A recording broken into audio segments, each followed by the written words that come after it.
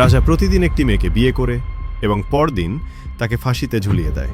প্রতিদিন এক তরুণী রাজপ্রাসাদে ঢোকে কনের সাজে এবং ঠিক পরদিন ভোরে তার নিথর দেহ ঝুলে থাকে ফাঁসির দড়িতে। লোকে বলে, বাদশাহ সালামত বিয়ে করেন প্রতিদিন আর কন্যাদের ফাঁসি দেন সকালবেলায়। রাজ্যের প্রতিটি ঘরে প্রতিটি নারীর মুখে কেবল একটি ভয়, আজ কি আমার পালা। এই রাজ্যের মানুষ তার রাজাকে ভয় পায় না, তারা তাকে ভয়ানক বলে। তার চেহারায় দয়া নেই, হৃদয়ে প্রেম নেই, থাকে শুধু মৃত্যুর নিষ্ঠুর চিহ্ন, যেন রাজা নন, ফাঁসির জল্লাদ। কিন্তু কেন? একটা মানুষ কিভাবে এমন পাষাণ হতে পারে? এর পেছনে লুকিয়ে আছে এমন এক বিশ্বাসঘাতকতার ইতিহাস যা একসময় তার হৃদয়কে ভালোবাসা থেকে ঘৃণায় পরিণত করেছিল। আর সেই ঘৃণার আগুনে প্রতিদিন ঝলসে যেত এক একটা নিষ্পাপ প্রাণ। গ্রামের মানুষ যখন অসহায় হয়ে উঠেছিল, তখন এগিয়ে এলেন একজন মেয়ে যার পরিচয় শুনে আপনি স্তব্ধ হয়ে যাবেন। অনেক বছর আগে রাজা সালামতের জীবন ছিল সম্পূর্ণ ভিন্ন। স্নেহময় প্রেমিক প্রাণ এক পুরুষ, যার হৃদয় এক নারীর জন্য পাগল হয়েছিল। সে ছিল তার স্ত্রী, এক সুন্দরী রানী, যাকে রাজা ভালোবাসতেন তার প্রাণের থেকেও বেশি। কিন্তু একদিন, ঠিক গভীর রাতে, রাজা নিজেই নিজের চোখে দেখে ফেলে সেই স্ত্রীকে তার রাজ্যের এক দাসের সাথে অবৈধ সম্পর্কে লিপ্ত। রাজা থেমে যায়, তার চোখ স্তব্ধ, শরীর কাঁপে না, মুখে কোনো চিৎকার নেই। সে শুধু এগিয়ে যায় আর ঘরের কোণে রাখা ক্যানভাসে আঁকে তাদের সেই দৃশ্যের চিত্র। তারপর সেদিন থেকে তার হৃদয়ে প্রেম নয়, জন্ম নেয় প্রতিহিংসা। সব নারী বিশ্বাসঘাতক। এই বিশ্বাস নিয়ে সে নেয় প্রতিজ্ঞা, আমি আর কাউকে নিজের হৃদয় দিতে দেব না। তাই প্রতিদিন এক নারীকে বিয়ে করব, আর পরদিন ফাঁসি। কিন্তু প্রতিটি শাসকের পাশে থাকে একটি বিবেক। বাদশাহের ছিল উজির বশির, একজন সৎ, পরিশীলিত ও বিচক্ষণ ব্যক্তি। উজির শতবার বোঝানোর চেষ্টা করে, সালামত, একটি নারীর অপরাধে তুমি গোটা নারী জাতিকে শাস্তি দিচ্ছ, এটা কি ঠিক? কিন্তু বাদশাহর উত্তরে থাকে কেবল এক বাক্য, ভালোবাসা ছিল আমার দুর্বলতা, এখন সেই দুর্বলতাকেই মেরে ফেলছি, একটা করে প্রতিদিন। একবার আবার বাদশাহ একটি মেয়েকে বিয়ে করল, তাকে এক রাত রাখল এবং পরের সকালে তাকে হত্যা করিয়ে দিল। তখন সমস্ত গ্রামবাসীরা সেই মেয়ের লাশ নিয়ে উজিরের বাড়িতে এসে বলতে লাগলো, হে উজির, আমরা ইনসাফ চাই, আমাদের কন্যাদের কি অপরাধ যে বাদশাহ তাদের নির্দয়ভাবে হত্যা করেন? উজির কিছু বলতে পারে না, শুধু নীরবে দাঁড়িয়ে থাকে। কিন্তু তার পাশেই দাঁড়িয়েছিলেন তার নিজের মেয়ে মালিকা। সে ছিল রাজ্যের সবচেয়ে সুন্দরী ও বিদুষী তরুণী, তীক্ষ্ণ বুদ্ধি, গভীর হৃদয় এবং অদম্য সাহসের প্রতীক। সে বলে, বাবা, এবার আমি সেই মৃত্যুর বিয়ের পাত্রী হতে চাই। উজির হতবাক, তুমি জানো যে বাদশাহ তোমাকে সকালে ফাঁসি দেবে? মালিকা মাথা নোয়ায় না। তবুও আমি যাব, কারণ তোমার মেয়ে লুকিয়ে থাকলে তুমি আর কোনো মুখে ইনসাফের কথা বলবে? আর মৃত্যু, সে তো আল্লাহর হাতে। মালিকা মৃত্যুর পাত্রী আজ সেই কক্ষে প্রবেশ করছে যেখানে শত নারী ঢুকেছে চুপচাপ, কিন্তু কেউ আর বের হয়নি জীবন্ত।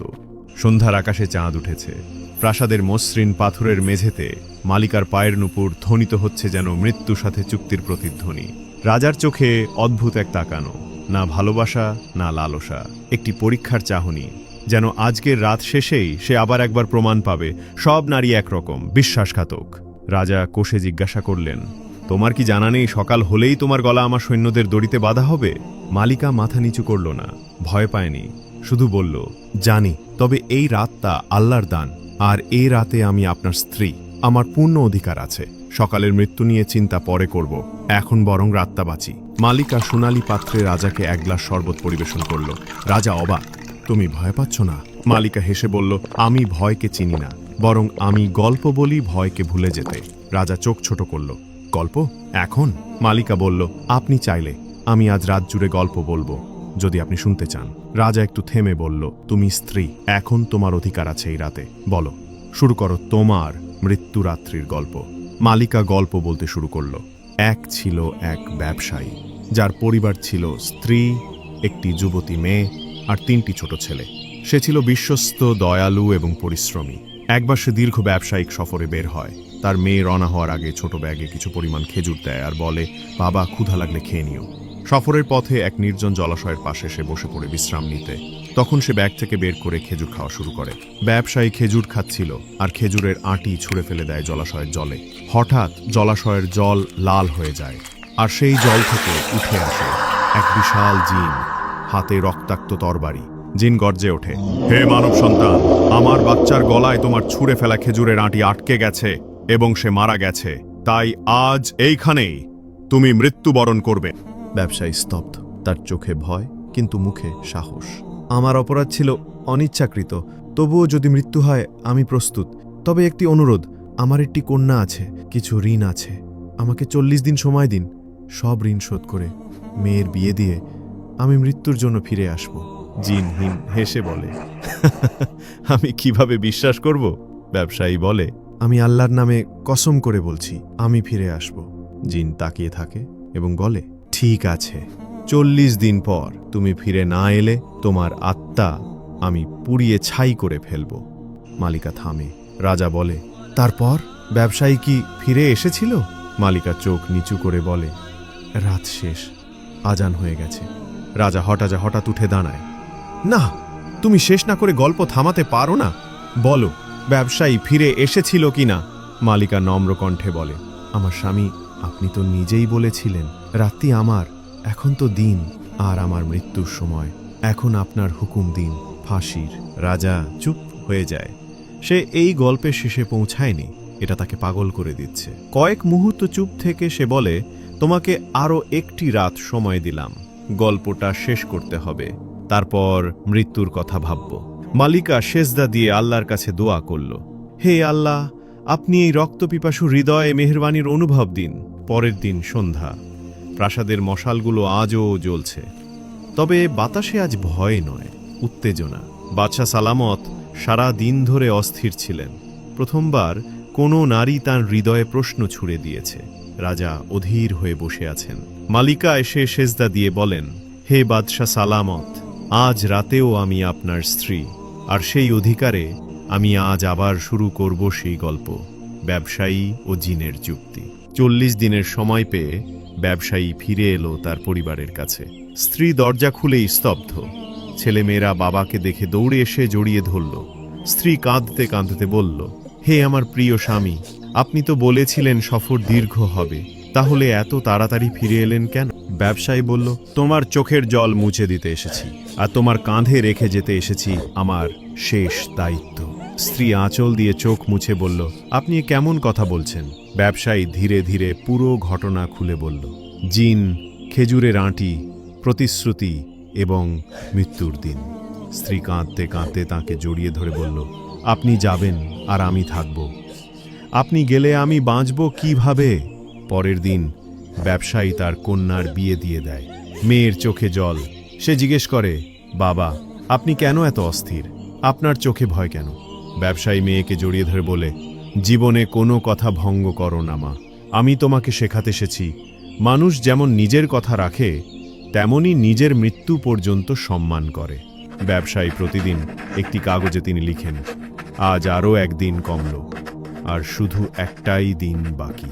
সেই রাতে তিনি স্ত্রীকে জড়িয়ে ধরে বলেন, আমার মৃত্যুর পর যদি তোমার উপর দারিদ্র আসে, আমি অনুমতি দিচ্ছি তুমি আবার বিয়ে করো। স্ত্রী চিৎকার করে ওঠে, না, আমার গহনা আপনি, আমার পোশাক আপনি, আপনার পরে আমার জীবনে আর কেউ আসবে না। আমি বাসন মাজব, ভিক্ষা করব, কিন্তু দ্বিতীয় বিয়ের কথা মনে আনব না। সেই রাতে তারা একে অপরকে শেষবারের মতো চেয়ে চেয়ে দেখে সকালে তিনি ঘর থেকে বেরিয়ে যান। স্ত্রী দরজায় দাঁড়িয়ে কাঁদছে। বাচ্চারা বাবাকে জড়িয়ে ধরে বলছে, বাবা, আমাদের একা রেখে যাবেন না? তিনি মুখ ঘুরিয়ে চলে যান। কাঁধে তার ঋণ আদায়ের থলে আর বুক ভরা কান্না। ব্যবসায়ী ঋণ পরিশোধ করে চলতে চলতে তিনি পৌঁছে যান সেই জিনের জলাশয়ের কাছে। ডাকে, হে জিন, আমি এসেছি, আমার কথা রেখেছি, এখন তুমি তোমার প্রতিশোধ নাও। জিন বেরিয়ে আসে, তার মুখ থমথমে, চোখ লাল রক্তের মতো। তুমি এসেছে, আমি ভেবেছিলাম তুমি পালাবে। ব্যবসায়ী মাথা নিচু করে বলে, আমি একজন সত্যবাদী মানুষ, আমি মৃত্যু দিতে এসেছি, বিশ্বাস ভাঙতে নয়। জিন স্তব্ধ হয়ে যায় আর তারপর হেসে ওঠে, আমি তোমার ওপর নজর রেখেছিলাম, তুমি যা বলেছিলে সব করেছ। তোমার মতো মানুষ এই দুনিয়ায় বিরল। তুমি আজ থেকে মুক্ত, ফিরে যাও তোমার পরিবারের কাছে। তোমার মতো মানুষদের মৃত্যু পৃথিবীর জন্য ক্ষতি। গল্প শেষ হয়। মালিকা চুপ করে যায়। বাদশাহ সালামত কয়েক মুহূর্ত স্তব্ধ হয়ে থাকেন। তারপর সে হঠাৎ বলে, আমি যেন এই ব্যবসায়ী মুখ দেখতে পাচ্ছি। যেন আমি নিজেই সেই মানুষ হতে পারতাম যদি আমার হৃদয় এত বিষাক্ত না হতো। রাতের শেষ আজানের ধ্বনি বাজে। মালিকা মাথা নিচু করে বলে, হে বাদশাহ, এখন যদি চান আপনি আমাকে ফাঁসি দিতে পারেন। বাদশাহ উঠে দাঁড়ায়, কিছু বলে না, কেবল একবার তাকায় তার প্রাসাদের দেয়ালে টাঙানো সেই ছবির দিকে। তার বিশ্বাসঘাতক স্ত্রী ও দাসের চিত্র। রাজা চুপচাপ বলে, তোমাকে আমি আরও একটি রাত সময় দিলাম, আমি তোমার আরেকটি গল্প শুনতে চাই। রাজপ্রাসাদে আজ অদ্ভুত এক নীরবতা। না, সেটা মৃত্যু হয় নয়, বরং অপেক্ষা। আরেকটি গল্পের, আরেকটি রাতের, আর হয়তো আরেকটি প্রাণ বেঁচে যাওয়ার। বাদশাহ সারাদিন কাউকে কোনো আদেশ দেননি। রাজকর্মচারীরা অবাক। যিনি প্রতিদিন ফাঁসির হুকুম দেন, আজ তার চোখ যেন নরম। রাত নামে মালিকা প্রবেশ করে রাজার শোবার ঘরে। রাজা মালিকার দিকে তাকিয়ে বলে, তুমি আজকাল এমন গল্প শোনাও যা রাত শেষ হয়ে গেলেও আমার মন শেষ হতে চায় না। মালিকা বিনয়ের সাথে বলে, হে রাজা সালামত, গল্প তো শুধু বিনোদন নয়, এক একটা আয়না যেখানে নিজের মুখ দেখা যায়। আজকেও আপনি কি প্রস্তুত আরেকটি আয়নায় মুখোমুখি হতে? রাজা চুপ করে মাথা নাড়ে। মালিকা আবার শুরু করে গল্প বলা। এক রাজা ছিল, তার 4 স্ত্রী ছিল। 3 জন ছিলেন রূপসী, চালাক, লোভী ও প্রতিযোগিতাপূর্ণ, আর 4র্থ জন ছিল গায়ের রঙে কালো, মুখে সরলতা, আচরণে ভদ্র আর বিশ্বাসে অটল। একদিন সেই রাজা তার সব স্ত্রীকে ডাকলেন, বললেন, আজ আমি খুব খুশি, আমি তোমাদের জন্য হিরে, জহরত, লাল ইয়াকুত এনেছি। এগুলো থেকে যে যা চাও নিয়ে নাও। প্রথম 3 স্ত্রী আঁচল ভরে রত্নে নিল, কিন্তু 4র্থ স্ত্রী, যাকে কেউ গুরুত্ব দিত না, সে এগিয়ে এলো রাজার দিকে। তার হাত ধরে বলল, হে আমার রাজা, আমি রত্ন নেব না, আপনাকেই চাই। আপনি থাকলেই আমার জন্য রত্নও থাকবে, রাজ্যও থাকবে। আপনি না থাকলে সব ফাঁকা। রাজা স্তব্ধ হয়ে যায়। তিনি তাকিয়ে বললেন, তোমরা সবাই ভাবো আমার সবচেয়ে পছন্দের স্ত্রী কে? আজ জানো, এই নারী, যার গায়ের রং কালো, মুখ সাদা সিধে, কিন্তু মন অমূল্য, সেই আমার রাজরানী। গল্প শেষ হলে রাজা চুপচাপ বসে থাকে। মালিকা বলে, রাজা সালামত, সব নারী এক নয়। কেউ হয় বিশ্বাসঘাতক, কেউ হয় সেই কালো রঙের রানীর মতো বিশ্বস্ত ও নির্ভীক। রাজার স্মৃতি আরেকবার মাথা চাড়া দেয়। রাজার দৃষ্টি আবার সেই দেয়ালে ঝুলন্ত স্ত্রীর প্রতারণার ছবির দিকে যায়। রাজা দাঁড়িয়ে থাকে কিছুক্ষণ, তার চোখে অদ্ভুত এক দ্বন্দ্ব। মালিকা ধীরে ধীরে গিয়ে ছবির সামনে দাঁড়ায়, বলে, এই ছবিটা যতদিন টানিয়ে রাখবেন ততদিন আপনি প্রতিটি নারীকে এর মতোই দেখবেন। এ বিশ্বাসঘাতকতা আপনার জীবনের দেয়াল ঢেকে রেখেছে, আর আমার মতো কারো বিশ্বস্ততা আপনি দেখতেও পারছেন না। একটা ছবি কি সত্য হতে পারে, আর একটা গল্প সত্য হতে পারে না? রাজার ভেতরের বিস্ফোরণ ঘটে। রাজা ধপাস করে বসে পড়ে এবং বলে, তুমি জানো, আমি ভালোবাসতে চেয়েছিলাম, আমি শুধু একজনকে বিশ্বাস করেছিলাম। সে আমাকে পোড়ায়, সে আগুনে আমি প্রতিদিন অন্যদেরও জ্বালিয়ে দিচ্ছি। তুমি এই কয়েক রাতেই যা করেছ, আমার উজির বশির সেটা এত বছরে পারেনি। মালিকা কিছু বলে না, শুধু এগিয়ে এসে রাজার কাঁধে হাত রাখে, বলে, আপনি এখনো বাঁচতে পারেন, কিন্তু তার জন্য আপনাকে প্রথমে এই ছবি পুড়িয়ে দিতে হবে। রাজার হাত কাঁপে। সে দেয়ালে টানানো স্ত্রীর প্রতারণার ছবি খুলে নেয়, তারপর ছবিটিকে ছিঁড়ে ফেলে দেয় আগুনে। ছবির কাগজ পুড়ে যায়। সাথে সাথে রাজা যেন এক বন্ধন থেকে মুক্ত হয়ে যায়। সে চোখ বন্ধ করে বলে, মালিকা, আজ আমি বুঝেছি সব নারী একই নয়, আর তুমি একমাত্র নারী যে আমাকে বদলাতে পেরেছ। রাজা বলে, আমি আর কাউকে হত্যা করব না। আমি চাই তুমি থাকো আমার পাশে রাজরানী হয়ে এবং গল্পকার হয়ে। মালিকার চোখে জল। সে বলে, আপনার ক্ষমা চাওয়া শুধু মুখের কথা নয়, এবার আপনি প্রমাণ করুন। আগামীকাল সকালে আপনি ঘোষণা করবেন রাজ্যে আর কোনো নারীকে হত্যা করা হবে না। রাজা মাথা নিচু করে সম্মত হয়। রাতের শেষ হয়ে যায়। আজানের ধ্বনি বাজে। এই প্রথম মালিকা নিজেই বলে, আজ আমি চাই না আপনি আমাকে আরেকটি রাত দিন, বরং আপনি দিন নতুন এক জীবন, যেখানে মৃত্যু নেই, আছে গল্প, যেখানে ভয় নেই, আছে বিশ্বাস। পরদিন সকাল। আজকে সূর্য যেন অন্যরকম। প্রাসাদের মেঝেতে পড়া আলো প্রথমবার কারো মৃত্যুর পূর্বাভাস নয়, এক নতুন জীবনের ঘোষণা। সকালবেলা রাজপ্রাসাদের চূড়া থেকে ঢোল বাজে। লোকেরা অবাক হয়ে রাজদরবারে জড়ো হয়। বাদশাহ সালামত সিংহাসনে বসেন, তার ডান পাশে বসে আছে মালিকা। রাজা গভীর ভারী কণ্ঠে বলে ওঠেন, আজ আমি আমার রাজ্যের সকল নারীর সামনে ক্ষমা চাই। আমি বহুদিন ধরে ভুল করেছি। সেই ভুলের শাস্তি কেউ পায়নি, শুধু নিরপরাধ মেয়েরা পেয়েছে। আমি প্রতিদিন একজনকে হত্যা করে নিজেকে শোধরাতে চেয়েছিলাম, কিন্তু আজ বুঝেছি ক্ষমা চাইতে হয়, শাস্তি দিয়ে নয়। সিংহাসনের পাশে বসে উজির বশির কাঁদছে। আজ তার মেয়ে শুধুমাত্র বেঁচে নেই, বরং সে ইতিহাস করেছে। রাজ্যে উৎসব, নারীদের মুখে হাসি। যেখানে প্রতিদিন ছিল কান্না, সেই রাজ্যে আজ উৎসব।